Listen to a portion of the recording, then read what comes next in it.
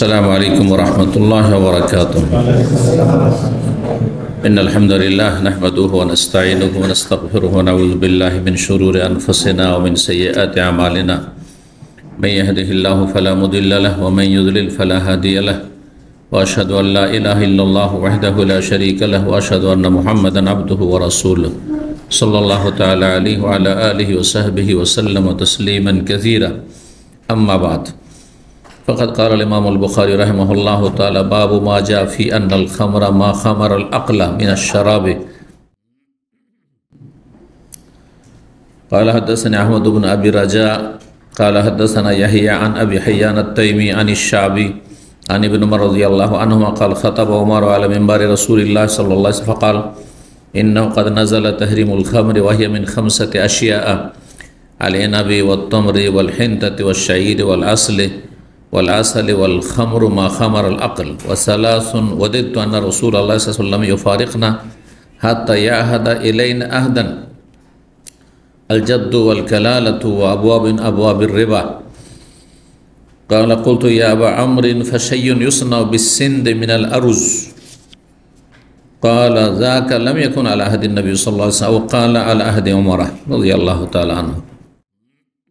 সম্মানিত ভাতৃমণ্ডলী, আল্লাহ রাব্বুল আলামিনের প্রশংসা এবং প্রিয় নবী সাল্লাল্লাহু আলাইহি সাল্লামের উপর সালাত ও সালামের পর আজ মঙ্গলবার পহিলা রবিউল আখির 1447 হিজরি মোতাবেক 23 সেপ্টেম্বর 2025 আমাদের ধারাবাহিক আলোচনা পানীয় বস্তুর পর্ব নম্বর 2, ইমাম বুখারীর এই পর্বের অধ্যায় নম্বর 5 বলছেন: বাবু মা জাআ ফি আন্নাল খামরা মা খামারাল আকল। এই অধ্যায় হচ্ছে এই বিষয় সম্পর্কে যে যা বর্ণিত এসেছে মানে হাদিসে এসেছে যে আন্নাল খামরা, মদ কাকে বলা হয়। নবী বলছেন মা খামারাল আকলা মিনাশ শারাবি, যেই পানীয় বস্তু মানুষের বিবেককে বিলোপ করে দেয়, বিবেককে ঢেকে নেই। খামারা মানে আচ্ছাদিত করা, ঢেকে নেওয়া, বিলুপ্ত করে দেওয়া।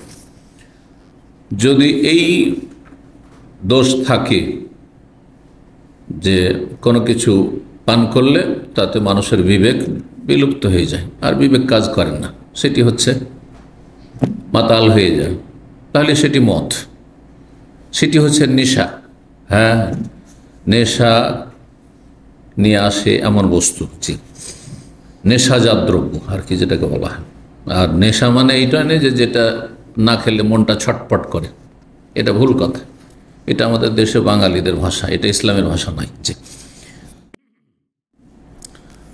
তো হাদিস নম্বর 5588 বলছেন আব্দুল্লাহ বিন উমর রাদিয়াল্লাহু তাআলা আনহুমা, তিনি বর্ণনা করে তার পিতা আমিরুল মুমিনিন উমর রাদিয়াল্লাহু তাআলা আনহু সম্পর্কে বলছেন। কাল, তিনি বলেন: খাতাবা উমর আলা মিম্বারে রাসূলুল্লাহ সাল্লাল্লাহু আলাইহি ওয়াসাল্লাম।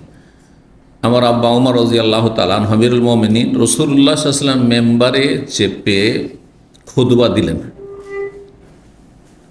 ফাকাল, আর বললেন তাতে এই বিষয়টি: ইন্নাহু কাদ নাযালা তাহরিমুল খামর, শোনো, মদের হারামকরণের বিধান নাজেল হয়েছে কোরআনে কারীমে যেই যুগে, ওয়াহিয়া মিন 5 আশিয়া, সেই সময় মদিনায় বা আরব দেশে 5 রকমের খাদ্য থেকে বা দ্রব্য থেকে, বস্তু থেকে প্রস্তুত করা হতো মদকে।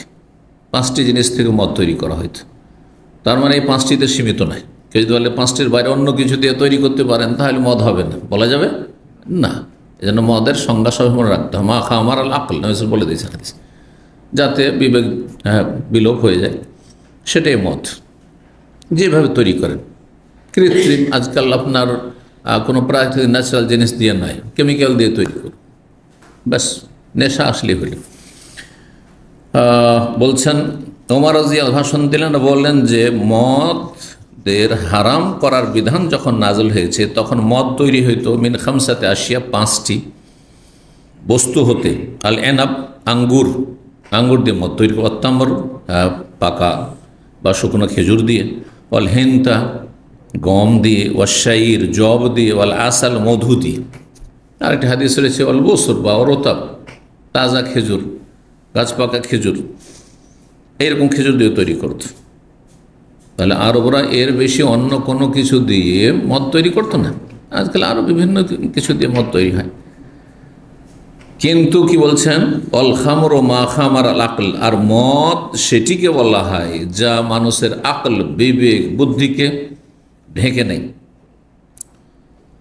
সুতরাং যা কিছু দিয়ে তৈরি হোক না কেন, যদি চাউল দিয়ে তৈরি হয়, ভাত দিয়ে তৈরি হয়, হ্যাঁ, যদি আপনার যেসব ডাল জাতীয় জিনিস রয়েছে, হ্যাঁ, বুট হোক, কলাই হোক, আর কিছু হোক, সেগুলি দিয়ে তৈরি হয়, তো মদ হবে না? মদ হয়ে যাবে। ওয়াসালাসুন, আর তিনটি বিষয় রয়েছে।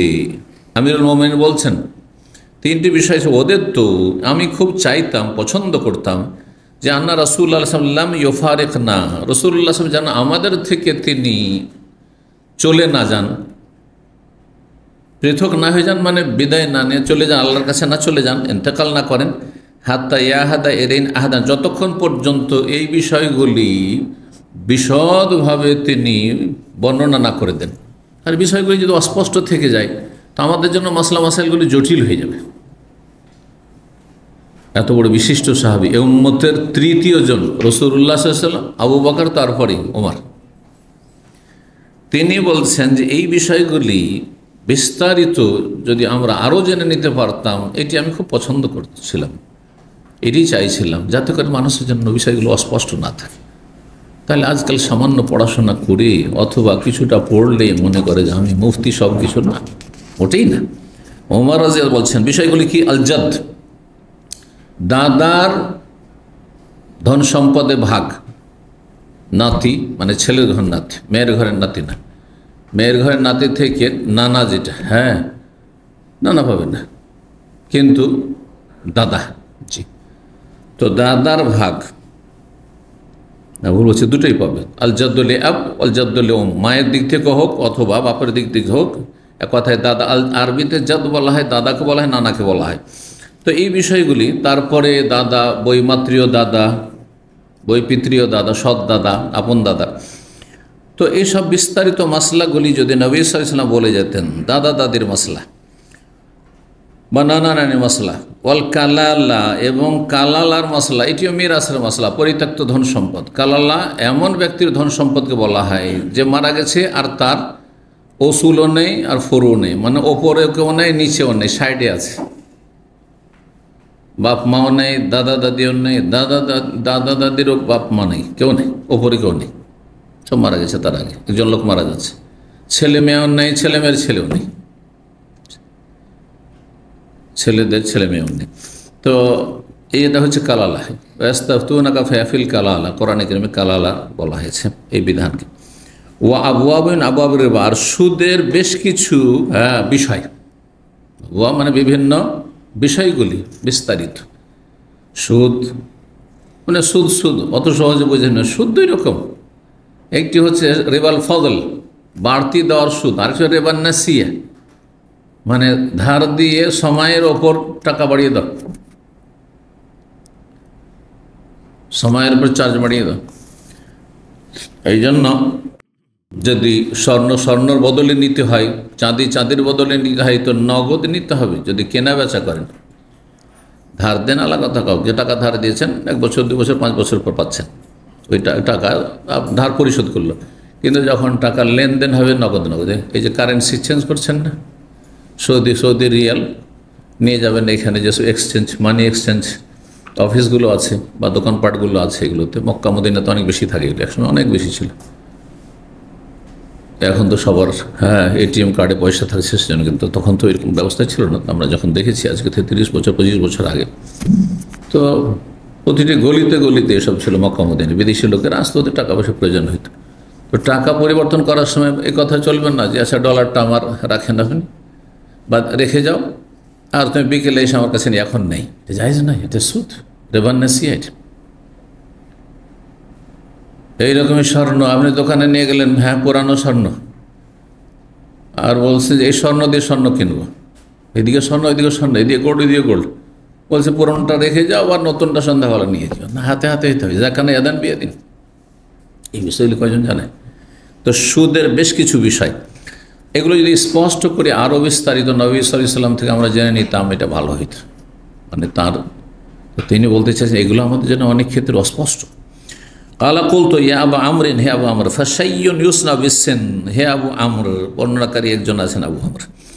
আবু আমর আশ-শাবি, ইমাম শাবি, তাবেঈর কথা বলছেন, তাকে বলছেন তার ছাত্র আবু হাইয়ান আত-তাইমি, যে হে আবু আমর, ফাশাইয়ুন, এক ধরনের মদ হতো যা তৈরি করা হতো সিন্ধু প্রদেশে। সিন্ধু প্রদেশকে আরবিতে কি বলা হয়? সিন্ধ। জি, তো সিন্ধু প্রদেশে তৈরি হইতো কি থেকে? মিনাল আরুজ, চাউল দিয়ে, ভাত দিয়ে, মানে কি ভাতকে পচিয়ে, বাসি ভাত, পন্তা ভাত করতে পচিয়ে রেখে 2-3 দিন 4 দিন পর্যায়ে রেখে যখন খুব গরম হয়ে যাবে, গন্ধ ছুটে যাবে, তারপরে ওঠে তো মদ তৈরি করা। বিভিন্ন জেলখানাতে যারা মদ তৈরি করে, জেলের ভিতরে মদ খায় কোত্থেকে? যেসব ভাত তাদের খেতে তাহলে পচিয়ে পচিয়ে খায় শ্রেণীর নোংরাগুলো। কালা, তখন তিনি বলে, ইমাম শাবি বলছেন তাবেঈর, যাকা লাম ইয়াকুন আলা আহাদিন, এটি মানে চাউল বা ভাত থেকে মদ প্রস্তুত করা, এটি নবী সাল্লাল্লাহু আলাইহি ওয়াসাল্লামের প্রচলন ছিল না। কারণ আরব দেশে ভাতই ছিল না। নবী সাল্লাল্লাহু জীবনে একবার ভাত খেয়েছেন, এটিও কোনো হাদিসে নেই। ভাত ছিলই না আসলে আরব দেশে। এখন যদি চাউল আরব দেশগুলিতে বাইরে থেকে না আসে, তো এখানে লোকাল কোনো চাউল আছে নাকি? আছে? ধান চাষ আছে, গম চাষ আছে, দেখছি আল কাসিম একসময় ছিল, যদি এখন কমে গেছে, অনেক বেশি চাষ হতো, বাইরে পাঠাতো, ছিল না। ওকালা আলাহাদে উমার, এমনকি উমর রাদিয়াল্লাহু আনহু আমলেও ছিল না। কিন্তু ইসলামের বিধান কি? যা দিয়েই তৈরি হোক, চাউল দিয়ে আর কিছু দিয়ে, ভাত দিয়ে, যা দিয়ে তৈরি করে, মদ যদি তাতে নেশা থাকে তাহলে মদ। 5589 নম্বর হাদিস ইমাম সাহেব বর্ণনা করেছে ইবনে উমর থেকে, আর তিনি তার পিতা ওমর রাদিয়াল্লাহু তাআলা আনহুম থেকে বর্ণনা করেছেন, কাল আল খামরু তুসনা মিন খামসা, মদ প্রস্তুত করা হতো ওই জামানায় 5 রকমের বস্তু থেকে, মানে জাবিব, কিশমিশ, তাহলে কাঁচা আঙ্গুর হোক অথবা কিশমিশ শুকনো হোক, অতমর আর খেজুর থেকে, সেটা কাঁচা হোক আর পাকা হোক, অল হিন্তা গম দিয়ে, ও শাইর জব দিয়ে, অল আসাল মধু দিয়ে। বাবু মাজা ফিমাই আস্তাহেলুল খামরা ও ইসাম্মিহি বিগাইরি ইসমিহি, এই অধ্যায় হচ্ছে এমন অসৎ লোকদের সম্পর্কে যারা মদকে হালাল করে নেয়, কি করে? হিল্লা করে, যে এটা মদ নয়, এটার নাম আর কিছু, নতুন কোনো নাম রেখে দিল, যেটা আকর্ষণীয় নাম, যেটা কালকে বলছেন। ওয়াসাম্মিহি বিগাইরি ইসমিহি, মদের নাম অন্য কোনো নামকরণ করলো, মদকে মদ না বলে অন্য কোনো নামকরণ করলো। বিয়ার ধরেন, যদি সৌদি আরবে বিয়ার না পাওয়া যায় না, এটা মসি না, এগুলো তো জায়েজ আছে, কিন্তু কথা হচ্ছে যে এখানে বেশ কিছু জিনিস জায়েজ আছে যেটা কাফির দেশে জায়েজ না, কারণ এখানে তৈরি হয় না কিছু দিয়ে। আপনারা বার্গার বলছেন, তাই না? আর খাচ্ছেন, কিসের বার্গার খাচ্ছেন? নাম তো বার্গার। অনেকে তো এমন জাহেলে যে মুসলমান হামবার্গার বলছেন, হামবার্গার মানে শরীর গোশত দিয়ে তৈরি, তা আপনি খাচ্ছেন গরুর গোশত দিয়ে, বিফ বার্গার বলবেন আপনি, কিন্তু হামবার্গার বলছেন, লিখছেন না হামবার্গার, এটা খাবারদের ভাষা, কারণ ওরা শুকরের গোশত দিয়ে খায়। কিন্তু আপনি ইউরোপ আমেরিকাতে বার্গার মানে, সাধারণত যদি হালাল কোনো দোকান থাকে, হালাল রেস্টুরেন্ট, ফুড হালাল ওদের লেখা আছে, মুসলিম মালিক, তাহলে ঠিক আছে, আর না হলে সাধারণত বার্গার মানে হামবার্গার, বুঝছেন না?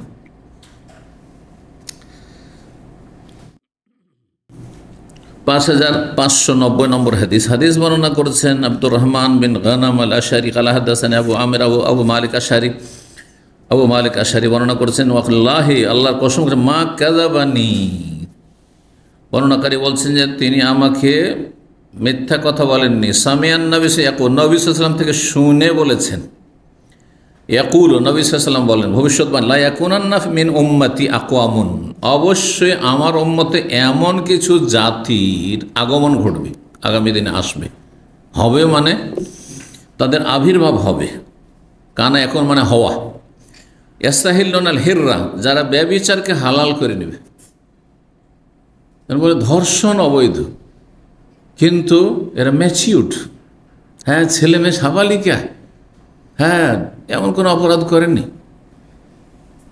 আইনত কোনো অপরাধ করেনি। ঔজুবিল্লাহ, কাফেরেরা হালালকে হারাম করে নিল। নবী সাল্লাল্লাহু আলাইহি ওয়াসাল্লাম এই অসৎ লোকদের সম্পর্কে, যারা একবার আইন তৈরি করবে যে এটা কোনো ক্রাইম নয়, সোশ্যাল ক্রাইম নয়, সামাজিক অপরাধ নয়। ওয়াল হারিরা, রেশমকে হালাল করে নেবে, সিল্কের কাপড়, রেশমের কাপড় পরবে, খবর রাখে না যে আমার কাপড়টা রেশমের, দেখতে মজা লেগেছে, সফট লেগেছে, কিনে নিয়ে চলে এসছে। মহিলার জন্য হালাল, পুরুষের জন্য হালাল নয়। অনেক পোশাক আছে আজকাল মার্কেটে, পুরুষরা পরছে রেশমের। ওয়াল খামরা, মদকে হালাল করে নেবে, অন্য কোনো নাম দিয়ে হোক আর যেভাবে হোক। ওয়াল মাআজেফা, এবং বাদ্যযন্ত্রকে হালাল করে নেবে। আজকাল যে কোনো মুসলিমদের অনুষ্ঠান যেগুলো হচ্ছে, হ্যাঁ, জাতীয় অনুষ্ঠান, সব গান বাজনা, নাচ গান আর তার বাদ্যযন্ত্র সব হালাল করে নিয়েছে মানুষ, হালাল করে নিয়েছে। আজকাল অধিকাংশ, এমনকি নামাজিও, মহিলাদের থেকে নিউজ শোনা, হ্যাঁ, মহিলাদের থেকে পাকশাক শিখা, হ্যাঁ, ফেসবুকে, ইউটিউবে হালাল মনে করে নিয়েছেন। এটাকে কোনো ফ্যাক্টরি না আপনাদের কাছে।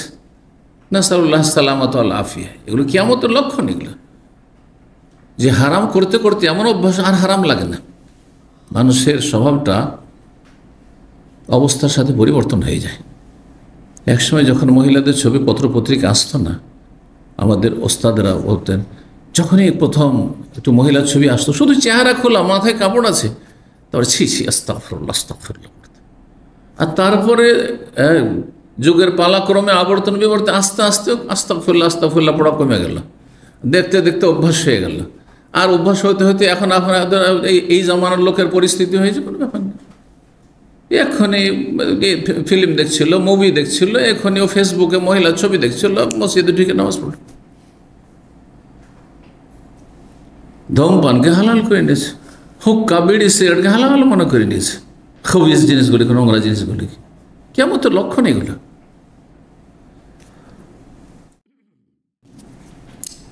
এদের পরিণাম খুব খারাপ, কিন্তু জাতি খুব খারাপ দেয়, যারা পাপের দিকে চলে যাচ্ছে, পরিণাম খুবই খারাপ। দেখেন এই হাদিসে, ওয়ালা ইয়ানজিলান্না আকওয়ামুন ইলা জামবি আলামিন, আর অবশ্যই অবশ্যই এক সময় অনেক সম্প্রদায়, আকওয়াম কমের বহু বচন, অনেক সম্প্রদায়, মুসলিম সম্প্রদায়, তারা অবতরণ করবে ইলা জামবি আলামিন, পর্বতের কিনারায়। আলম মানে এখানে পর্বত, পাহাড়, পাহাড়ের পাশে তারা অবস্থান করবে। ইয়ারুহু আলিহি সারিহাতিন লাহুম, আর তাদের গবাদি পশু নিয়ে সে এলাকায় তারা আগমন করবে। তাদের কাছে গবাদি পশু আছে, আর গবাদি পশু আছে মানে তারা সম্পদশালী, অভাবী না। হ্যাঁ, পর্যাপ্ত পরিমাণ তাদের কাছে দুধ আছে, খাদ্যদ্রব্য আছে, অথবা খাসি, ওঁট, অমুক তমুক জবাই করে মানুষকে খাওয়াতে পারবে, নিজেরা খাচ্ছে। ওই ইয়াতিহু লেহাজাতিন, আর কিছু অভাবী লোকেরা নিজের অভাবের কারণে আসবে তাদের কাছে, যে একটু আমাদের হেল্প করেন, আমরা অনাহারে আছি, ক্ষুধার্ত আছি, সহযোগিতা করেন, পয়সাওয়ালাদের কাছে আসবে। আর এই বিলাসীরা, হ্যাঁ, যারা পয়সাওয়ালা, তারা ওই পর্বতের কিনারায় অবস্থান করবে। ফায়াকুলুনা, তখন এই সচ্ছল লোকেরা বলবে, ইরজি এলাইনা গাদান, আজকে না কালকে আসি। আজকাল গরিব লোকেরা যখন আমাদের সমাজের সর্দার মণ্ডলের কাছে ফেতরার টাকা চাইতে আসে, বা খাল চামড়ার কোরবানির টাকা এগুলো বিতরণ করে না আমাদের দেশে, হ্যাঁ, গ্রামের যে যা সামাজিক আর কি, এগুলো সব শরীয়তের না যে একজন সর্দারকে দিয়ে বিতরণ করতে হবে, এগুলো শরীয়তের কথা নয়। কিন্তু নিজের পয়সা নিজের ফেতরা নিজে বিতরণ করবেন, যেমন সৌদি আরবে নিজের চামড়া নিজেই আপনি বিক্রি করে দিলেন, তারপর টাকাটা বিতরণ করে দেবেন, যেহেতু চামড়া নিজে ইউজ করতে পারছেন না, বিক্রি করে পয়সা নিজে খাওয়া যাবে না। এখানেও অনেকে ভুল করে, হ্যাঁ, যে বিক্রি করে যাবে না মানে ফেলে দিতে হয়, তাহলে তো নষ্ট করা, ধন সম্পদ নষ্ট করা শরীয়তে আছে না? মোটেই নেই।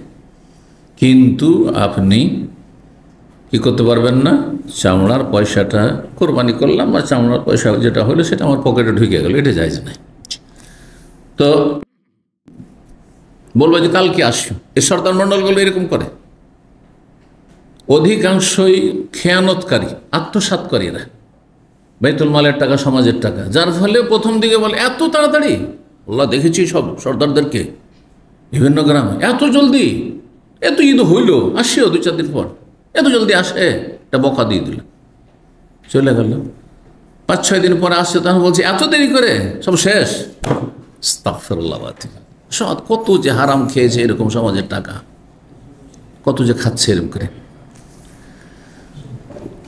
এইরকম যারা গির্জেলে নাগাদান আছে ওদের কাছে দেওয়ার মতো, দান সাদকা করার মতো, কিন্তু বলছে আগামীকালকে আসি।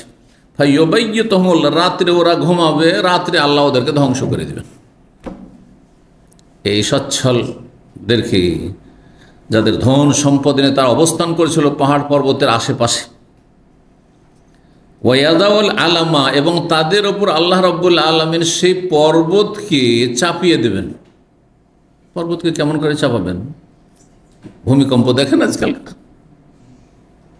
ভূমিকম্পে এমন ধস নামলো যে পাহাড় পর্বত সব শেষ, মাটির তলায় ধসে গেছে, পাহাড় পর্বত ভেঙে পড়েছে তাদের উপর। আরও কিছু যা কিছু ছিল উঁচা বড় বড় টাওয়ার সব ভেঙে পড়েছে, সব মানুষ ধ্বংস হয়েছে এইভাবে। আর কিয়ামতের কাছাকাছি ভূমিকম্প বাড়বে, এর বাস্তব চোখে দেখতে পাচ্ছেন। এমন কোনো মাস বা সপ্তাহ না যে পৃথিবীতে ভূমিকম্প হয় না, যেটা আজকে থেকে 30-40 বছর আগে হইতো না। ভূমিকম্পের সংখ্যা অনেক বেশি বেড়ে গেছে। আর মহাভূমিকম্প যে 3টি হবে, এটা তো বড় কিয়ামতের আলামত। খাসফুন বিল মাশরিকি ওয়া খাসফুন বিল মাগরিবি ওয়া খাসফুন বিজাজিরাতিল আরব।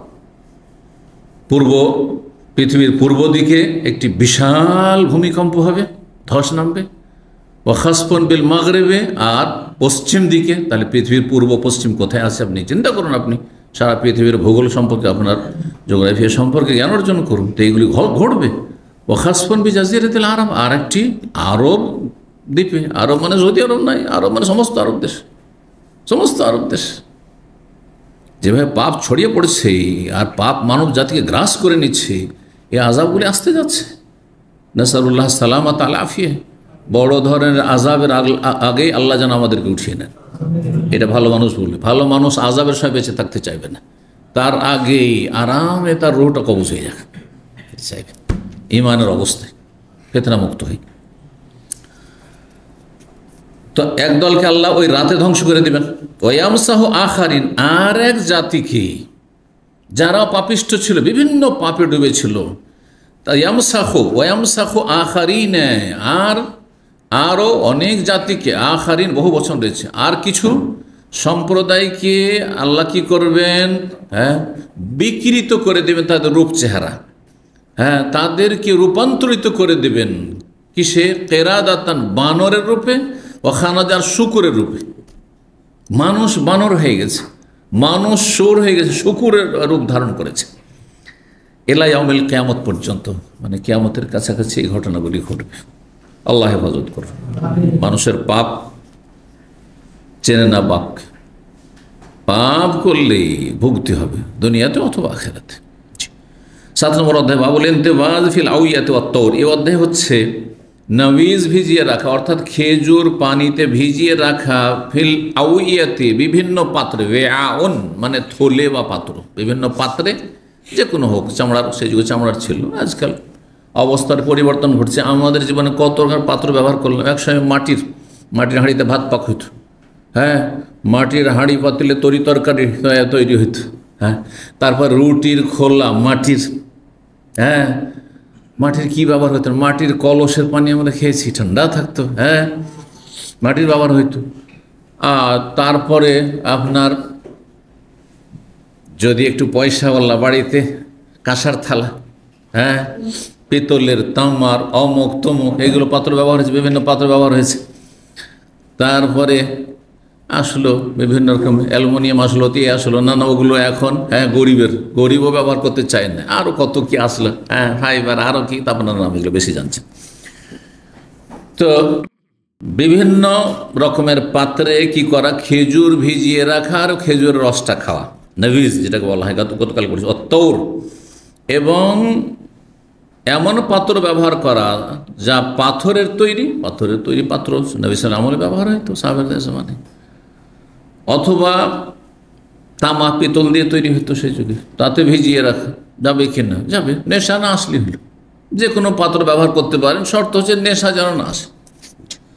5591 নম্বর হাদিস বর্ণনা করছেন আবু হাজেম। তিনি বলছেন সামিআতু সাহলান, সাহল ইবনে সাদ আনসার রাদিয়াল্লাহু তাআলা আনহুকে বলতে শুনেছি, তিনি বলেন আতা আবু ওসাইদিন সাঈদি, আবু ওসাইদ আস-সাঈদি আনসারী রাদিয়াল্লাহু তাআলা আনহু আসলেন একবার নবী সাল্লাল্লাহু আলাইহি ওয়াসাল্লামের কাছে। ফাদা রাসূল ফি উরসিহি, তার বিবাহ উপলক্ষে রাসূলুল্লাহ সাল্লাল্লাহু আলাইহি ওয়াসাল্লামকে খাবারের দাওয়াত দিলেন। দাওয়াত দুই রকম হয়, একটা হচ্ছে দিনের দাওয়াত আর একটা হচ্ছে খাবারের দাওয়াত, বুঝছেন না? জি, রাসূলুল্লাহ সাল্লাল্লাহু আলাইহি ওয়াসাল্লামকে দাওয়াত দিলেন ফি উরসিহি, কিসের? বিয়ের, মানে ওলিমার দাওয়াত। ফাকানাত ইমরাতু খাদেমহুম, সেই বিয়ের দাওয়াতে সীমিত দাওয়াত, নবী সাল্লাল্লাহু আলাইহি ওয়াসাল্লাম ছিলেন এখানে, যে অন্য অন্য সাহাবীরা ছিলেন কথা নাই, কিন্তু নবী সাল্লাল্লাহু আলাইহি ওয়াসাল্লামকে বাড়িতে ডেকেছেন। অভাব থাকলেও অসুবিধা নেই, আপনি দুজন তিনজনকে খাওয়াইতে পারেন ওলিমা, কোনো দোষের কথা নেই। আর তাও কি একবারে ভাত খাইতে হবে অথবা রুটি খাওয়াইতে হবে আর তাতে গোস্ত খাওয়াইতে হবে, হ্যাঁ, আর মাছ খাওয়াইতে হবে? না না না, যা আছে তাই খাওয়াবেন আপনি, আল জুদ বিল মওজুদ, যা আছে তাই খাওয়াবেন। দেখেন কি খাওয়াচ্ছে। সেই সময় এই ওলিমার খাবার পরিবেশন কারী হিসাবে খেদমত সেবা দিচ্ছিল কে? ইমরাতুহু, তার নববধূ, তার স্ত্রী, নতুন বউ। এখন বলতে আরে মহিলা মানুষ এসে খাবার পরিবেশন করেছে আবু ওসাইদকে আর নবী সাল্লাল্লাহু আলাইহি সাল্লামকে, এটা কেমন?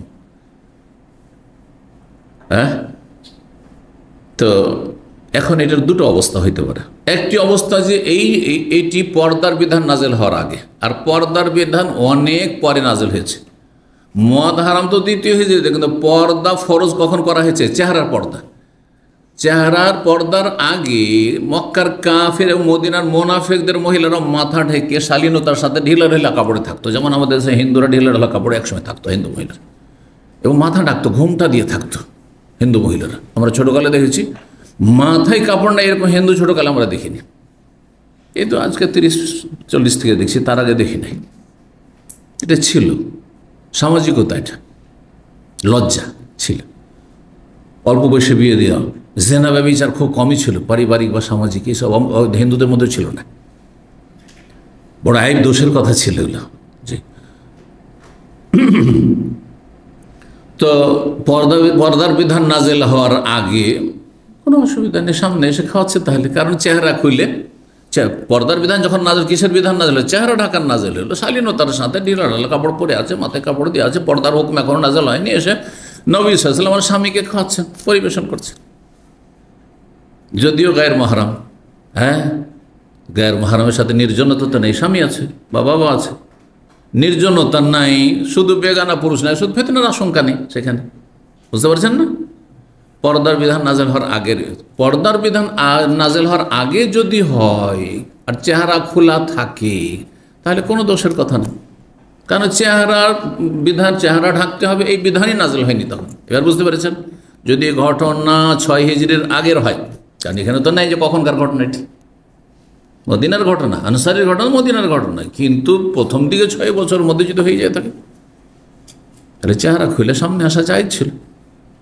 সাহাবী মহিলারা, মুহাজিরিন আনসারদের মহিলারা চেহারা খুলে রাস্তাঘাটে চলাফেরা করতেন শালীনতার সাথে, এমনি পোশাকে যেমন থাকে, যারা চেহারা খুলে পর্দা করে, মাথা ঢাকে আর গা হাত ঢেকে চলাফেরা করে, কিন্তু চেহারা ঢাকে না, অনেক মহিলারা আছে আজকাল মুসলিম সমাজ, তখন ছিল।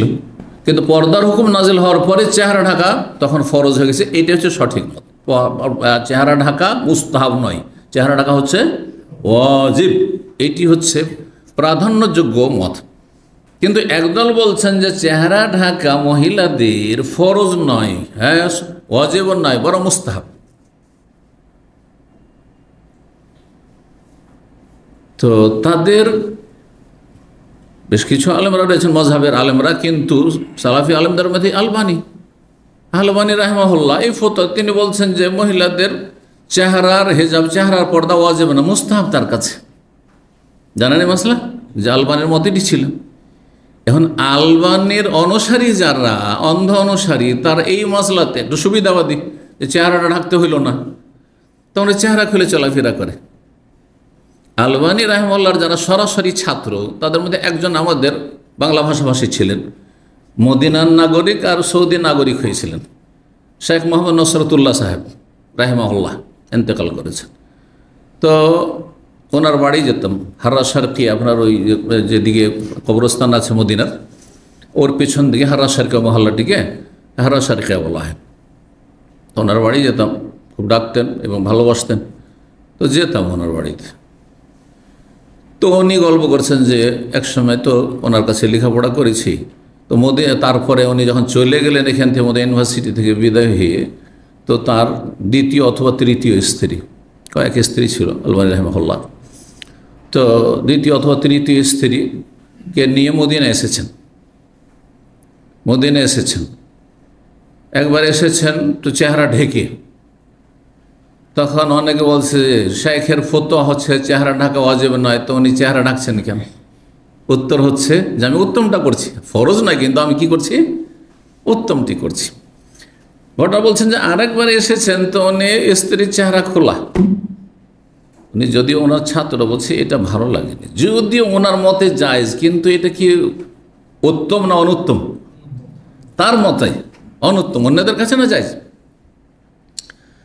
তো অনুত্তম কাজ এত বড় আলেম কেন করবেন?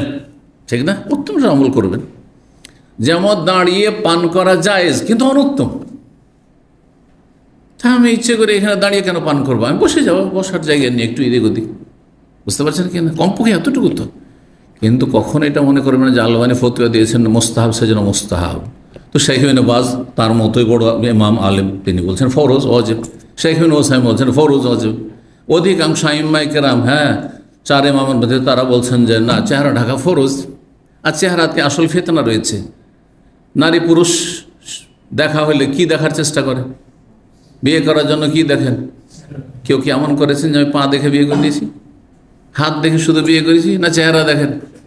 নারী পুরুষের আকর্ষণ আছে চেহারার দিকে। চেহারা দিয়ে ফিতনা আছে, কারণ চেহারাতে দুই চোখ আছে। দুই চোখের সাথে যতক্ষণ না মেলবে কখনো জেনার রাস্তা খুলবে না, ফিতনার রাস্তা খুলবে না। চার চোখ এক জায়গায় না হলে কখনো ফিতনার রাস্তা খুলবে না। চোখ পড়েছে কোনো একটা মহিলার দিকে, পছন্দ লেগেছে আপনাকে, অথবা কোনো একটা মহিলার কোনো একজন পুরুষের দিকে চোখ পড়েছে, নজর পড়েছে, আর তারপর পছন্দ লেগেছে, স্মার্ট লেগেছে, এখন ওকে বিয়ে করবো আমি। ফিতনা এটা, চোখ। আসল ফিতনা তো চোখে আছে, চোখে। কলবের ফিতনার সাথে সাথে চোখে যায়, আর তারপর অঙ্গ প্রত্যঙ্গের ফিতনা হয়। সুতরাং হিজাব মানে চেহারার হিজাব। তো কথা না বাড়িয়ে ফিরে আসি, কি বলছিলাম, কি বলতে গেলে তো বললাম আলবানী রাহিমাহুল্লাহ নামে এই জন্য বললাম। আলবানী রাহিমাহুল্লাহ আদাবুজ জাফাফ, বাসর রাতের আদব বলে একটি কিতাব রয়েছে আরবিতে, আর ওটার বিভিন্ন ভাষায় তর্জমা, বাংলাতে তর্জমা হয়েছে, ঢাকায় পাওয়া যায়। তো আমাদের কাছে বাংলাটিও আছে। আর আমি ছাত্র জীবনে আরবিটি পড়েছিলাম, আরবিও পড়েছিলাম, উর্দুও পড়েছিলাম। তো যাই হোক, এটা বিবাহর আগে, যারা বিয়ে করেননি এখন বিবাহের আগে এই বইগুলো পড়ে নেবেন, যাতে করে মার্কেটের ফুটপাতিয়া বই না পড়েন। কারণ অনেকেই বিয়ে বসার আগে ছেলে মেয়েরা কী করে, ফুটপাতে যে বইগুলো পাওয়া যায়, কোখশাস্ত্র বলে ওইটাকে হিন্দুদের ভাষায়, কোখশাস্ত্রের বই পড়ে। যে স্বামী স্ত্রী প্রথম এইভাবে মিলন করবে, দেখা সাক্ষাৎ করবে, আর এই হোক, এগুলোতে চরিত্র খারাপ হয়ে যায়, অথবা এগুলো আপনার শরীয়তি পদ্ধতিও না আর সায়েন্টিফিকও না। প্রথম কথা, শরঈ পদ্ধতি না, শরীয়ত সম্মত না, আর সায়েন্টিফিকও না। তা আপনি কোনটা করবেন? হয় শরীয়তের কাজ করছেন, আর না হলে সায়েন্স বলছে যে এইরকম। যেমন চিকিৎসা, শারীরিক চিকিৎসা নেওয়ার ক্ষেত্রে শরীয়তে প্যারাডল নাই, কিন্তু সায়েন্সে আছে যে প্যারাডল খেলে ব্যথা দূর হয়, জ্বর দূর হয়। বুঝতে পারছেন না? আর অযৌক্তিক কাজ করেন, না শরীয়তে আছেন না সায়েন্সে আছে, কেন করবেন না? তো ওইগুলো বই না পড়ে আদাবুজ জাফা বইটি, বাসর রাতের আদব বা শিষ্টাচার, এই বইটি বাংলায় আছে, পড়ে নিতে পারেন যারা এখনও অবিবাহিত বিয়ে করবেন। জি, উপকারী হবে। আমি পড়েছি, আরবিতে পড়েছি, তারপরে বিয়ের জগতে গেছি। তো সেখানে তিনি এটি পেশ করেছেন আর বলেছেন যে মহিলা চেহারা খুলতে পারে, চেহারা ঢাকা ওয়াজিব নাই, তার এটি একটি দলিল। কিন্তু এটি দলিল কখন হবে? যদি এ হাদিসে থাকতো। আলবানীর আমি খণ্ডন করছি, যারা খণ্ডন করছে তাদের কথা নকল করে, যে কখন দলিল হতো? যদি এখানে থাকতো যে এইটি পর্দার বিধান নাজেল হওয়ার পরের হাদিস। পর্দার বিধান নাজেল হওয়ার আগে মহিলা এসে খেদমত করছে, অসুবিধা নেই। তারপরে কখনো যদি প্রয়োজন নেই, বাড়িতে কেউ খেদমত করার নেই, আর স্বামী আছে আর মেহমান আছে, এক দুজন মেহমান আছে, বোরখা পরে, চেহারা ঢাকা না ফরজ? খাবার এগিয়ে দেওয়া তো নাজায়েজ নয়। চেহারা ঢাকা ফরজ, কিন্তু চেহারা ঢেকে ফরজ আদায় করে যদি খাবারটা নিয়ে এসে দস্তরখানে পেশ করে তো নাজায়েজ নাকি? তো ওটা নাজায়েজ হলে মহিলাদের রাস্তাঘাটে চলাফেরা বা দোকানপাটে কেনাকাটাও নাজায়েজ হয়ে যাবে, ঠিক কিনা? কাউন্টারে আসছে, হ্যাঁ ক্যাশ দিচ্ছে, তারপরে কেনাকাটা করছে, কিছু বিক্রি করছে, মহিলারা বিক্রি করছে, জায়েজ। যদিও উত্তম কাজ নয়, জরুরি না হলে আপনি মহিলা কিনতে যাবে না, তার স্বামী কিনে দেবে, তার ছেলেরা কিনে দেবে, কিন্তু এটা আজকাল আর সামলাতে পারবেন না। যারা যত বেশি বের করে দিয়েছে নারীদেরকে কেনাকাটার জন্য, আর কাপড় শুধু হাউস ড্রাইভারের মতো গাড়িতে বসে আছেন পুরুষ আর স্ত্রী, আর আপনার মেয়ের আগে কেনাকাটা করেছে, আর ওদেরকে বাড়িতে ঢোকাতে পারবেন না, যেহেতু অভ্যাস হয়ে গেছে আর কি। আপনার কেনাকাটার পছন্দ হবে না, বাস্তবতা। তো যাই হোক, কি বলছিলাম, এই হাদিস এ কথার দলিল নয় যে চেহারা খোলা যায়, অথবা যে কোনো দাওয়াতে পার্টিতে বন্ধুরাকে নিয়ে আসবেন আর আপনার স্ত্রী পরিবেশন করে দিচ্ছে। কারণ বহু ঘটনা প্রমাণ করছে আজকালকার জামানায়, যেহেতু ঈমান অধিকাংশ লোকের কচুর পাতার পানির মতো দুর্বল, এদিকে খাওয়াতে এসছে আর তারপর ওইদিকে চোখ মারামারি শুরু হয়ে গেছে, আর স্বামীর চাইতে বেশি স্মার্ট লেগেছে, ভিতর এখন শুরু হয়ে গেছে ভাবি, আর শুরু হয়ে গেছে। আর তারপরে উধাও, এমনকি এমন নজির আমি চিনি, ব্যক্তিগত চিনি এমন লোকদেরকে, যে যাদের বন্ধুতে তাদের স্ত্রী নিয়ে উধাও হয়েছে, তার বাড়ি বা ফ্ল্যাটটাও বেইমানি করে নিয়েছে, কারণ স্ত্রীর নামে ছিল। আপনার নির্দিষ্ট করে দেখিয়ে দেবেন ওই লোকগুলি কোথাকার, কারণ এটি তখন গীবত হবে। কিন্তু আপনাদের নসিহত উপদেশের জন্য সতর্ক সাবধান, যে যেই বন্ধুকে, যে চাচাতো ভাই, খালাতো ভাই, মামাতো ভাইকে, যেই দুলাভাইকে আপনি পাশে বসিয়ে খাওয়াচ্ছেন আর আপনার স্ত্রী খাবার এগিয়ে দিচ্ছে, সেই যে ডাকাত হতে পারে, হ্যাঁ, আর আপনার স্ত্রী ইজ্জত হরণ করতে পারে, আপনার মান সম্মান ইজ্জত সব কিছুকে ধ্বংস করতে পারে, এটার খুবই সম্ভব আজকাল, সম্ভাবনা ঝুঁকিপূর্ণ, সতর্ক সাবধান, এটা করবেন না। সেখানে নবী সাল্লাল্লাহু আলাইহি ওয়াসাল্লাম সঙ্গে মজুদ রয়েছেন। তারপরে পর্দার আগের বিধান হইতে পারে এক, যদি পর্দার পরেও হয় তাহলে ন্যায় এখানে যে চেহারা খুলেছিল মহিলা আছে, যে মহিলা চেহারা খুলে সবকে খাওয়াচ্ছে, স্বামীকে আর নবী সাল্লাল্লাহু আলাইহি ওয়াসাল্লামকে খাবার দিচ্ছে, আছে, তাহলে সেটারও দলিল হয় না, চেহারা খোলারও দলিল হয় না। জি, ওয়াহিয়াল আরুস, ওই মহিলাই আবু ওসাইদের স্ত্রী কি ছিল? আরুস মানে কন্যা ছিল। আরিস বরকে বলা হয়, আর আরুস বলা হয় কনেকে। কালা, তারপরে বর্ণনা বলছে, আতাদরুনা, তোমরা জানো কি যে নবী সাল্লাল্লাহু আলাইহি ওয়াসাল্লাম ওলিমাতে কি খাওয়াইছে?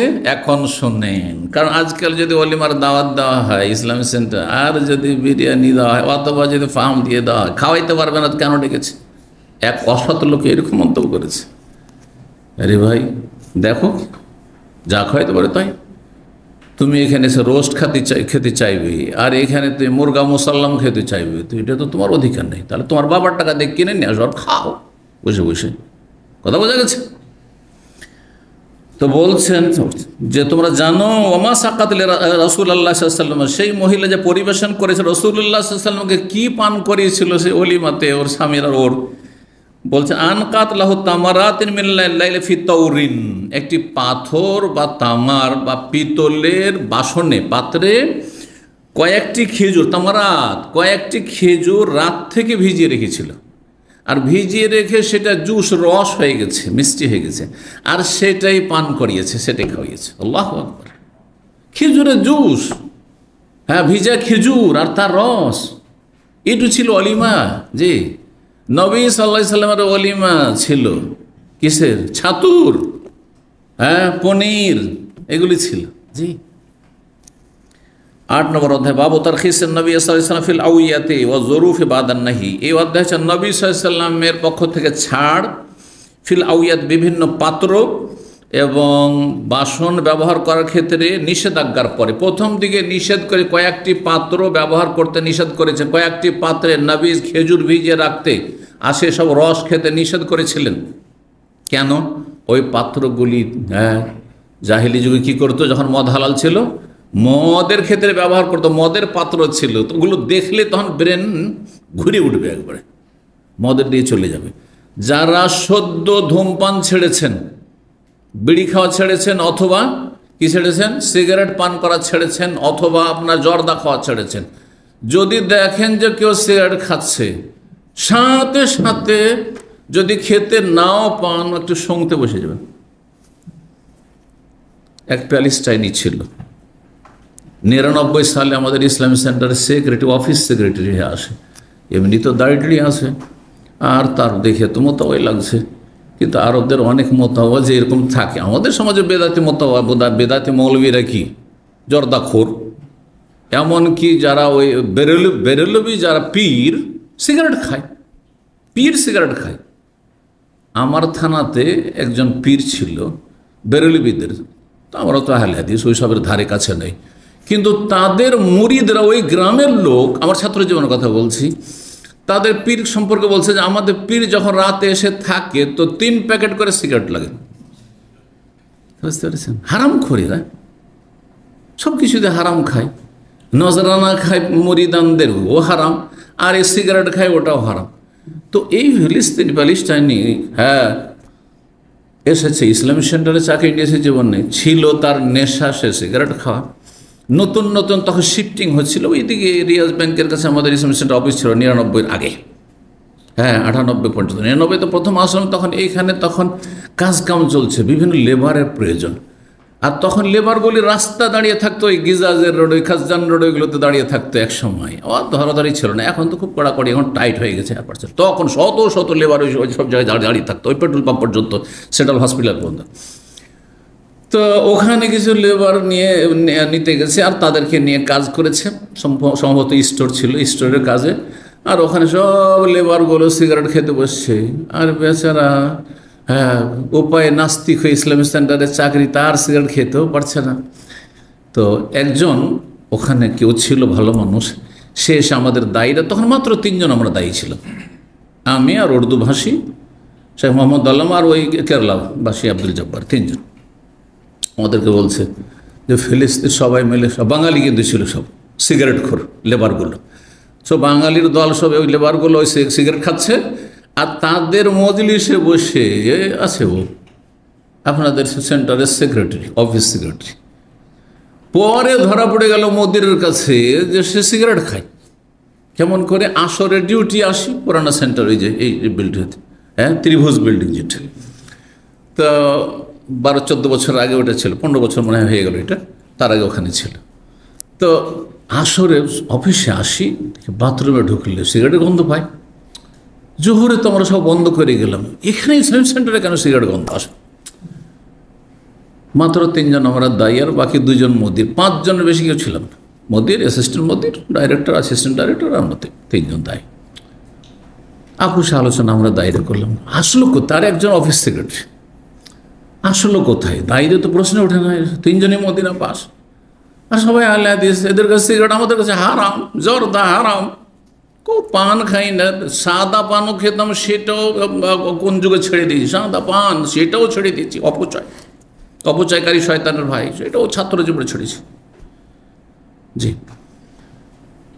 জর্দার ধারে কাছে যাইনি কোনোদিন, আলহামদুলিল্লাহ। তো গল্প জল্প করতে, সত্যি নাকি একজন দায় আমার উর্দু ভাই, যেহেতু ক্লাসমেট, বলছে সত্যি যাই সব। আমি বলছি একটু বাথরুমে ঢুকে দেখো, সত্যি তো 2 দিন গেল, 3 দিন গেল, প্রায় পাওয়া যায় ওই রকম গন্ধ পাওয়া যায়। ডাইরেক্ট একটু বলা হলো যে এখানে সিগারেট কে খাচ্ছে, তো গন্ধ। তখন তার সন্দেহ হলে যে অফিস সেক্রেটারি ছাড়া আর কেউ হইতে পারে না। ওকে নিয়ে নির্জনে বসলো, স্বীকার করে না, লাস্ট পর্যন্ত স্বীকার করলো। আর তারপরে অ্যাসিস্ট্যান্ট মোদি রাহেমাহুল্লাহ দুনিয়া থেকে চলে গেছেন, উনি এই কত বছর ইন্তেকাল করেছেন। তো উনি আমাদেরকে বললেন যে সে আমার কাছে তওবা করেছে, সেই জন্য তাকে এখান থেকে আউট করলাম না, না হলে ওকে এখান থেকে টার্মিনেট করে দিতাম, এক্সিটই করে দিতাম। তো কিন্তু লাস্ট ওয়ার্নিং দিয়ে রেখেছে। কিন্তু তারপরে কিছুদিন আবার খেয়েছে, ধরা খেয়েছে আবার, তারপর তাকে টার্মিনেট করে তাড়িয়ে দিয়েছে, আলহামদুলিল্লাহ। তো কিছু কথা আমাদের ইসলামিক সেন্টারেও যে কিছু আগাছা এসছে, কথা প্রসঙ্গে বলতে হলো। কি যেন বললাম, যে যার যেটা খেয়ে অভ্যাস বা করে অভ্যাস, ও যদি দেখেও মাথা ঘুরে উঠবে, মাথা ঘুরে উঠবে, মাথা ঘুরে উঠবে, আবার ওইদিকে গুমরা হয়ে যেতে পারে। আমাদের খুদেরিয়াতে এক ছাত্র ছিল, পুরাতন ছাত্র, 2004-05 পর্যন্ত ছিল, তারপরে আর নাই সে। পয়সার লোক ছিল সেই যুগে, ব্যবসায়িক। সে একদিন প্রথম আসে, আর সেই দিন বক্তব্য ছিল ধূমপানের ওপর আমার। তার বিবৃতি, সে খুব যেহেতু কাছাকাছি ছিল, যে এই ধূমপানের একটা আলোচনা আপনার 1 ঘন্টা শুনে আমি সেই দিন রাতে তওবা করে যাই। পকেটে আমার প্যাকেট ভর্তি সিগারেট ছিল, সেটা সাথে সাথে ইসলাম সেন্টার থেকে বেরিয়ে ভেঙে ফেলে দিয়ে চলে গেলাম। তারপরে রাতে আর ঘুম আসে না, সারা রাত 2টো হয়ে গেল, 3টে হয়ে গেল, ঘুম আসে না। তখন পাশে পাকিস্তানি রুম ছিল, গিয়ে নক করলাম। নক করে পাকিস্তানি তো ঘাবড়িয়ে উঠেছে, রাত 2টা 3টার সময় কেন নক করছে? কী ব্যাপার, কী ব্যাপার? বলছে একটা সিগারেট আছে, আর বাঁচবো না আমি না খেলে, এমন নেশা উঠেছে, তো একটা সিগারেট দাও। ওই একটা সিগারেট খেয়ে জানটা বাঁচাইলাম, তারপরে ঘুম আসলো। আর তারপর চিন্তা করলাম যে আমার তো তওবাটা খারাপ হয়ে গেল, তওবা করলাম, আবার খেয়ে ফেললাম, পরে আরও শক্ত হয়ে গেলাম, তারপরে তওবা করেছি। সুন্দর দাড়ি রাখার পরে বলে যে শেখ এইভাবে আমরা তওবাটা করেছি, তওবার প্রথম কাহিনী। তো কি বলছিলাম, এই যে পাত্রগুলি ছিল সাহাবায়ে কেরামদের আমলে, যখন মদ হালাল ছিল তখন ওতে মদ খেত, মদ তৈরি করত। এখন ওই পাত্রগুলি অন্য কাজও ব্যবহার করতে পারবেন না, খাবার দাবারের ক্ষেত্রে ব্যবহার করতে পারবেন না। কেন? ওই পাত্রগুলি দেখলেই মদের কথা মনে চলে আসবে, তখন হারামে লিপ্ত না হয়ে যাও। জি, তো ওকে বলা হচ্ছে এই অধ্যায়ে যে নিষেধাজ্ঞার পরে বৈধকরণ সম্পর্কে। 5592 নম্বর হাদিস মনে করছে জাবের রাদিয়াল্লাহু তাআলা, তিনি বলেন, নাহা রাসূলুল্লাহ আনি জুরুফি, রাসূলুল্লাহ সাল্লাল্লাহু আলাইহি ওয়াসাল্লাম বিশেষ কয়েক প্রকারের পাত্র ব্যবহার করতে নিষেধ করেছেন। সবগুলি পাত্র নয়, সব পাত্র যদি ব্যবহার করা হারাম হয়, জরুর বহু বচন মানে করে দেন, তাহলে কিসে খাবে, কিসে পান করবে? বিশেষ বিশেষ কিছু কতিপয় পাত্র ব্যবহার নিষেধ করেছিলেন। অন্য হাদিসে রয়েছে সেগুলি, যার 2 বা 3টে কালকে এসেছিল, দুব্বা আর মুজাফফাত। ফাকালাতিল আনসার, তখন আনসারীরা বলল, ইন্নাহু লা বুদ্দা লানা মিনহা ইয়া রাসূলুল্লাহ, এই পাত্র ছাড়া তো আমাদের চলবে না, এগুলি তো আমাদের পাত্র, এখন এগুলো যদি আমরা ব্যবহার না করি তো কিসে খাবো আর কিসে পান করব?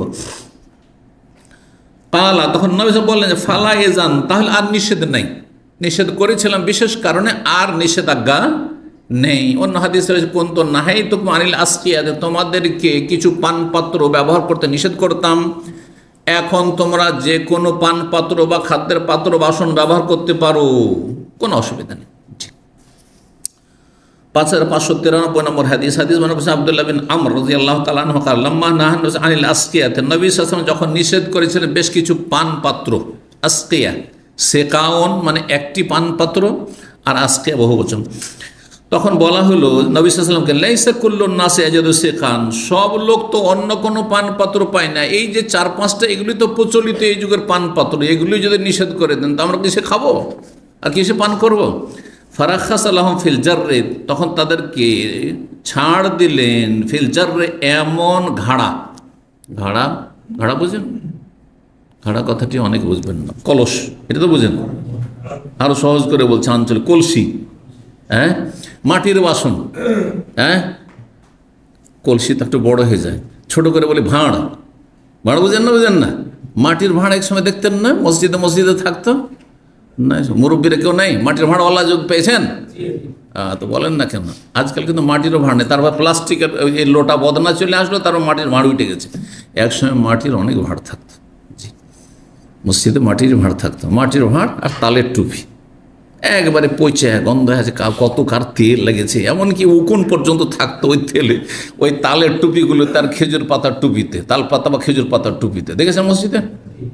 আমার যখন 13 বছর বয়স, মিশকাত পড়ি, তো ছোটো মাদ্রাসা, মামার বাড়ি থাকতাম, নানার বাড়ি থাকতাম, ওখান থেকে বড় মাদ্রাসা এসেছি, 13 বছরে তো খেলাধুলার বয়স, তো মসজিদে এত সুন্দর সুন্দর ওই তাল বা খেজুর পাতার টুপি আমি করেছি 25-50টা রাখা আছে। আর মসজিদও আপনার মার্বেল বা টাইলস বিছানো, মসজিদে লাইন করে, যেমন ট্রেনের বগি থাকে আমি লাইন করে রেখে দিয়েছি। হঠাৎ করে একজন আমার ওস্তাদ চলে সারাসার এই দৃশ্য দেখে নিচ্ছে, আরে মতিউর রহমান তুমি এই কাজ করো। আমি এত লজ্জা পেয়েছি, কোন দিকে যে যাই, পালাই আর আত্মগোপন করি। সেই দিন থেকে আমি এই খেলাধুলা বাদ দিয়েছি, নাহলে খেলাধুলার মন মাসে চলে এসেছি, লজিং খাই, জাগির বাড়ি থাকি, মাদ্রাসায় পড়ি, মামার বাড়ি থেকে খেলাধুলা করার অভ্যাস, মাঠে ঘাটে সব জায়গায় পড়েছি, পড়ার মধ্যে কিন্তু খেলাধুলায় বেশি ছিল। তো 13 বছর বয়সের এই খেলাধুলার কথা মনে পড়ছে, সেই যুগের কথা এটাও মনে পড়ছে যে জীবনে প্রথম নানির বাড়ি থাকলে তো নানি বেঁচে ছিলেন তখন রাহমাহুল্লাহ, তখন আর কোনো মায়ের যে অভাবটা ছিল এটা পূরণ হইতো, খালারাও মাঝে মাঝে আসতো, কখনো আম্মাও আসতেন রাহমাহুল্লাহ যারা চলে গেছেন। তো ওখানে এসে প্রথম মনে পড়ছে সুবহানাল্লাহ, মাদ্রাসায় পড়ার কাল, রাত্রে 12টা একটা ঘুম ভেঙে গেছে, মা নেই, ভাইয়েরা নেই, কেউ নেই, আব্বাও নেই, কেঁদেছি, কান্না করেছি, কান্দা থেকেছি। জি, আল্লাহু আকবার। তো আল্লাহ রাব্বুল আলামিন যে টিকেছেন পড়ার উপরে, অনেকে টিকতে পারে না, অনেক বাচ্চা পালিয়ে চলে আসে, অনেক ছেলেরা মাদ্রাসা থেকে রেখে আসে, পালিয়ে চলে আসে। জি, মানুষ হতে পারেন। তো এটি হচ্ছে আল্লাহর পক্ষ থেকে বিশেষ কি মদত, যে মানুষকে যখন আল্লাহ কিছু করতে চান তখন আল্লাহ ওকে দৃঢ় রাখেন। ফারাক্কা সালাম ফিল জাররে, এমন পাত্র বা আপনার কি যেগুলো ভাঁড়, মাটির পাত্র ব্যবহারের ছাড় দিলেন, গায়রুল মুজাফফাত, যেটাতে তালকাতরা মাখানো নেই। তালকাতরা মাখানো থাকলে এই তালকাতরার কারণে রোদ্রে রাখলে কি হবে, তাড়াতাড়ি করে তাতে নেশা চলে আসতে পারে। তালকাতরা মাখায় কিসের জন্য? মাটির ভাঁড়, মাটির তৈরি, কিন্তু তাতে আলকাতরা মাখিয়ে রেখেছে। আলকাতরা কেন মাখিয়ে রেখেছে? যাতে কি হয়, শক্ত হয়, শক্ত হয়। আলকাতরা বুঝেন তো? জি হ্যাঁ। হ্যাঁ, কি বলেন? নৌকা কাঠ রঙায়, কিন্তু এমনিও রঙাতে পারে। 1400 বছর আগের কথা না।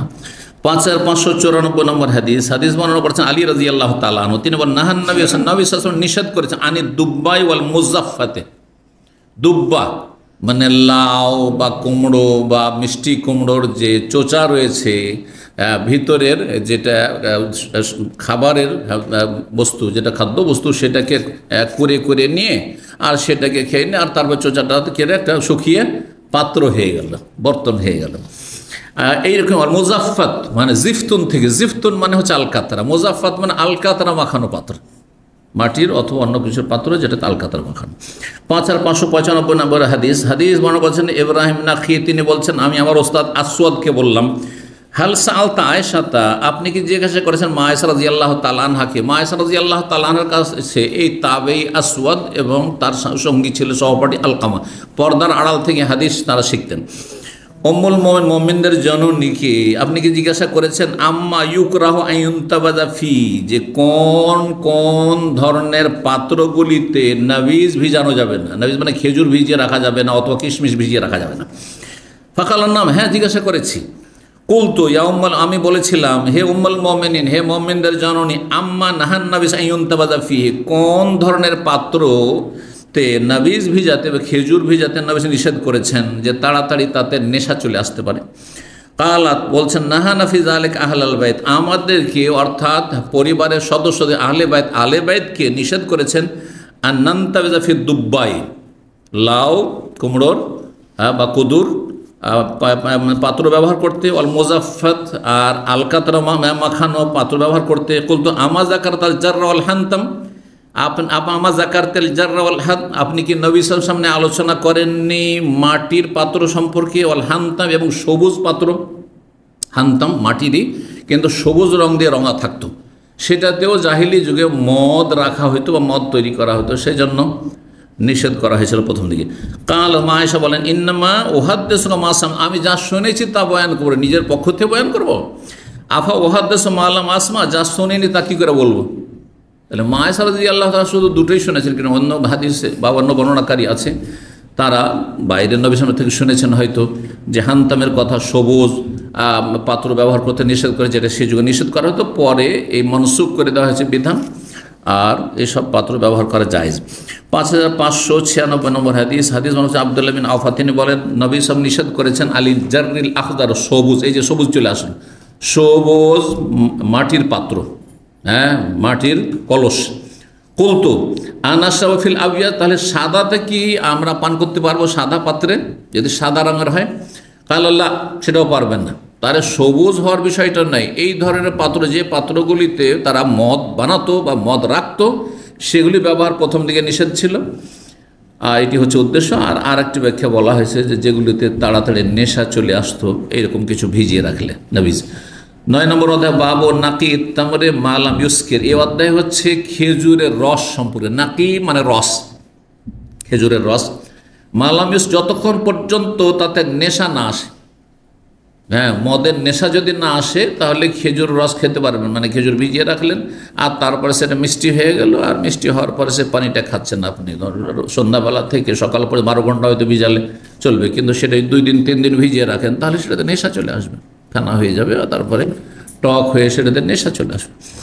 5597 নম্বর হাদিস বর্ণনা করেছেন সাহাল ইবনে সাদ, বলছেন আবু ওসাইদ সাঈদ। ওই হাদিসটি আবু ওসাইদ তিনি নবী সাল্লাল্লাহু আলাইহি ওয়াসাল্লামকে দাওয়াত দিয়েছিলেন উরসহি, তার বিয়ের দাওয়াত। ফাকানাত ইমরাতু খাদেমাহুম, তার স্ত্রী ছিল তাদের খাদেম সেই দিন। ওয়াহিয়াল আরুস, আর তিনি ছিলেন সেই বিয়ের পাত্রী, হ্যাঁ, নববধূ। ফাকালাত, বলেন হালতা দুরুনা, বলছেন তোমরা কি জানো যে মা আন কাতলে রাসূলুল্লাহ সাল্লাল্লাহু আলাইহি সাল্লামের জন্য তিনি কি ভিজিয়ে রেখেছিলেন, কি খেতে দিয়েছিলেন? আন কাতলাহু তামারাতিন মিনাল লাইলি ফি তাওরিন, একটি পাত্রে, সেটি পাথরের অথবা অন্য কিছুর, তাতে রাত থেকে কয়েকটি খেজুর ভিজিয়ে রেখেছেন আর সেই শরবত দিয়েছিলেন, সেই শরবত বা সেই জুস দিয়েছিলেন। 10 নম্বর বাবুল বাজেকি বা বাজাক। বাজাক বলছেন মাতুবেখা মিন আসিরিল এনাব, আঙ্গুরের জাল দেওয়া রস, জাল দেওয়া জুস বা জাল দেওয়া রস। আঙ্গুরকে করতো কি, চুলাতে ফুটাইতো, আর ফুটিয়ে, আঙ্গুর হোক অথবা কিশমিশকে, আর ফুটিয়ে আর তারপরে সেটা আর কি পানি দিয়ে ফুটিয়ে সেটাকে আপনার কম করা হইতো। রস মারতে মারতে মারতে মারতে কি করা হতো, অর্ধেক করে দেওয়া হতো, যতটা পানি দিয়ে অর্ধেক হয়ে গেল, অথবা 3 ভাগের 2 ভাগই একবারে শুকিয়ে গেল, পানি 1 ভাগ রাখা হইল, আর তারপরে পান করতেন। এই কথাগুলি আসছে এখানে, সেটাকে বাজেক বলা হয়। এক কথায় আঙ্গুরের যদি পাকানো জাল দেওয়া রস হয় সেটাকে বাজেক বলা হয়। সেটা ওই যুগের পানীয় বস্তু ছিল।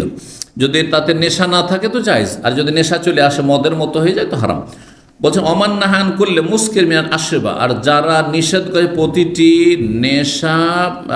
নেশাওয়ালা বস্তু থেকে, মিনান আসে পানীয় বস্তুর মধ্য থেকে। ওরা ওমর রাদিয়াল্লাহু তাআলা, আবু ওবাইদা ও মাজ বিন জাবাল, এই সাহাবাই কেরাম গণের মত হচ্ছে সুরবাত তেলা এ আলা সোলুস, আঙ্গুরের জাল দেওয়া রস, জাল দেওয়া বলেন তো আপনারা, আগুনে জাল দেওয়া বলেন না, জাল দেওয়া রস তাদের মতে পান করা জায়েজ আলা সোলুস, 3 ভাগের 1 ভাগ করি, অর্থাৎ ধরেন 3 লিটার পানি দিলেন, আর তারপরে সেই পানিতে কি দিয়েছেন, আপনার আঙ্গুর দিয়েছেন বা কিশমিশ দিয়েছেন, আর তারও ফোটাতে ফোটাতে ফোটাতে পানি কমতে কমতে কমতে পানি মরে গিয়ে 3 ভাগের 1 লিটার থাকলো, মিষ্টিটা অনেক বেশি হয়ে গেল, গাঢ় হয়ে গেল, আর তখন পান করাকে জায়েজ বলেছেন, কারণ তখন পর্যন্ত তাতে নেশা আসতো না। কিন্তু যদি নেশা চলে আসে, হ্যাঁ, মদ হয়ে যায়, তাহলে জায়েজ নেই।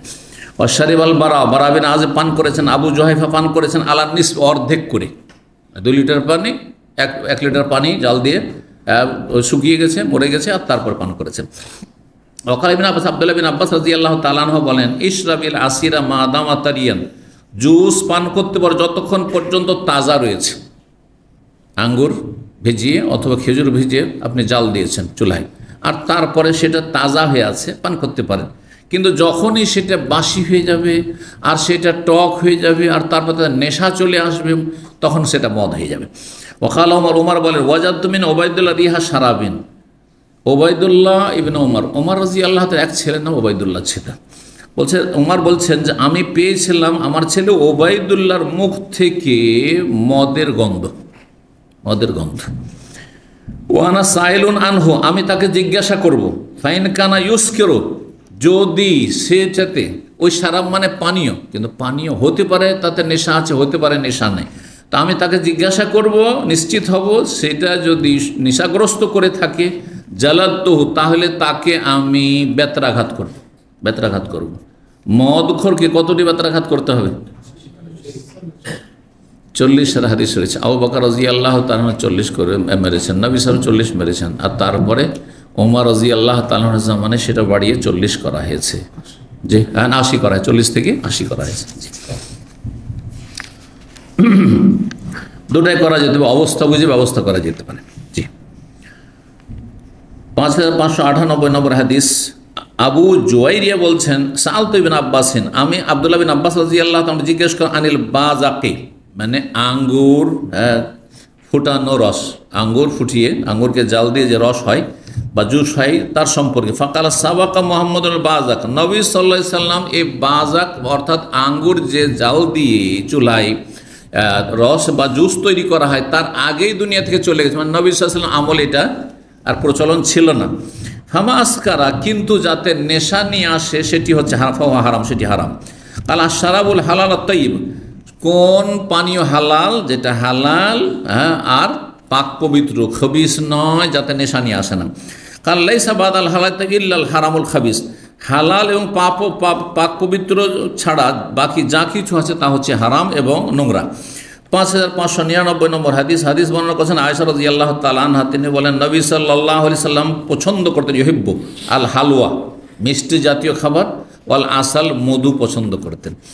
11 নম্বর বাবু মানরা আল্লাহ ইয়াখলিতাল বুসরা ওয়াত তামরা ইযা কানা মুসকিরান, এই অধ্যায় হচ্ছে এমন সব ব্যক্তি সম্পর্কে যারা বলেছেন যে কাঁচা খেজুর পাকা খেজুরকে মিশিয়ে আপনার নাবিজ করবেন না, সেখান থেকে মানে পানিতে ভিজিয়ে রেখে সে রস খাবে না।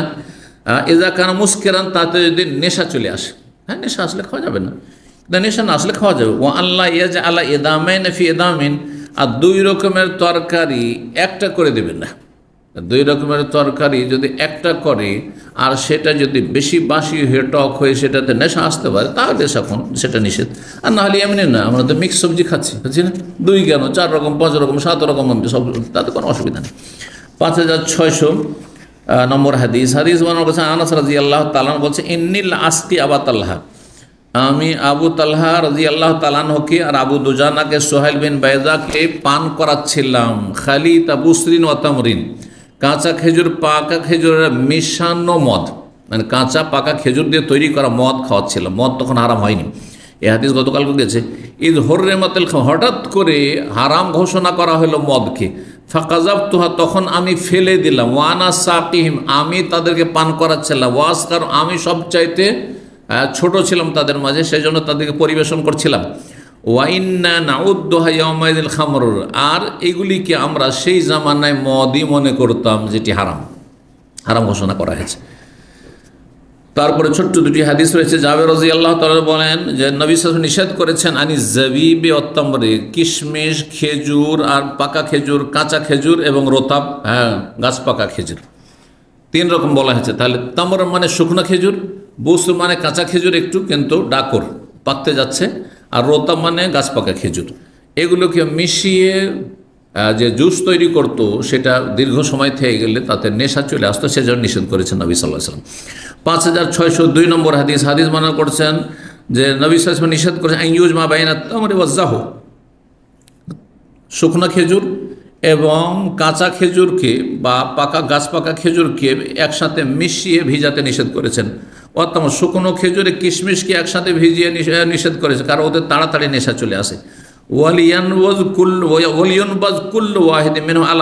প্রত্যেকটিকে ভিন্ন ভিন্নভাবে ভিজাবে, শুধু ভিজাবে তো শুকনো খেজুর ভিজাবে, শুধু ভিজাবে তো শুধু আঙ্গুর ভিজাবে, এইভাবে ভিজিয়ে তোমরা কী খাবে, জুস পান করবে, যাতে করে তাড়াতাড়ি করে তাতে নেশা না চলে আসে। এখানে আজকের আলোচনা শেষ করছি। ওয়া জাযাকুমুল্লাহু খাইরান ওয়া সাল্লাল্লাহু আলা সাইয়্যিদিনা মুহাম্মদ ওয়া আলা আলিহি ওয়া সাহবিহি আজমাইন।